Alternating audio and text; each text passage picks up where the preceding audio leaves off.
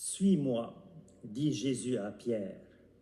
Mais Pierre se préoccupe un peu trop du sort de Jean et demande à Jésus, « Et lui, Seigneur, que lui arrivera-t-il » Et Jésus lui répond, « Que t'importe, toi, suis-moi. » C'est comme si Jésus lui disait, « Suis-moi et ne te laisse pas distraire de ton objectif principal qui est de me suivre. Ne te laisse pas distraire par des préoccupations qui ralentissent ou qui freinent ta marche à ma suite. » Frères et sœurs, notre marche à la suite de Jésus peut être entravée par toutes sortes de distractions.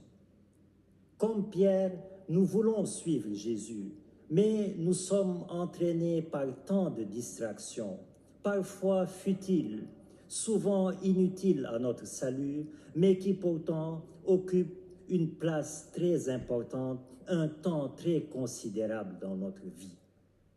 Alors bien sûr, les saines distractions sont bonnes et même nécessaires à notre équilibre de vie.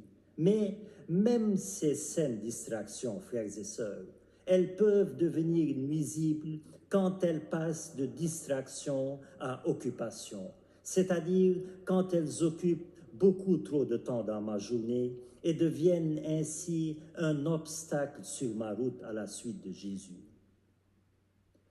Accorder un peu de temps, accorder un temps raisonnable à mon activité favorite, à mon sport favori, à mon émission de télé ou sur Internet préférée, etc. C'est bien, c'est bon, mais accorder trop de temps à ces mêmes distractions peut m'éloigner de l'essentiel.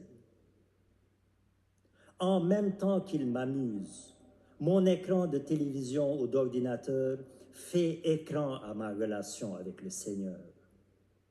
Tout excès nuit, dit l'adage. Il s'agit donc d'user à bon escient des distractions, non pas d'en abuser. Et pour parler en termes de boire et de manger, il s'agit de siroter quelques saines distractions, non pas s'enivrer.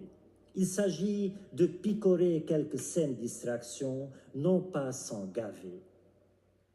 C'est un peu comme un oiseau qui se pose sur une branche et qui prend le temps juste de picorer ce dont il a besoin et puis, sans s'attarder, il s'envole ensuite vers le ciel. Eh bien, nous de même, prenons le juste nécessaire de distraction et sans trop s'y attarder, envolons-nous vers les réalités célestes. D'où l'importance donc, frères et sœurs, de sacraliser le temps, de bien organiser mon temps, de mettre de l'ordre dans ma vie spirituelle et dans ma vie en général, en faisant attention à ces distractions intempestives et désordonnées qui grugent beaucoup trop de mon temps. Voyez comment Dieu a bien organisé le temps dans sa création. Chaque vie a son temps. Chaque âge a son temps, chaque saison a son temps, chaque fruit a son temps, etc., etc. Le temps, frères et sœurs, est précieux, car c'est dans le temps que se joue notre salut.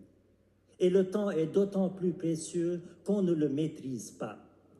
Le temps est un don de Dieu. Alors, soit nous le gaspillons pour notre malheur, soit au contraire, nous le mettons à profit pour notre bonheur.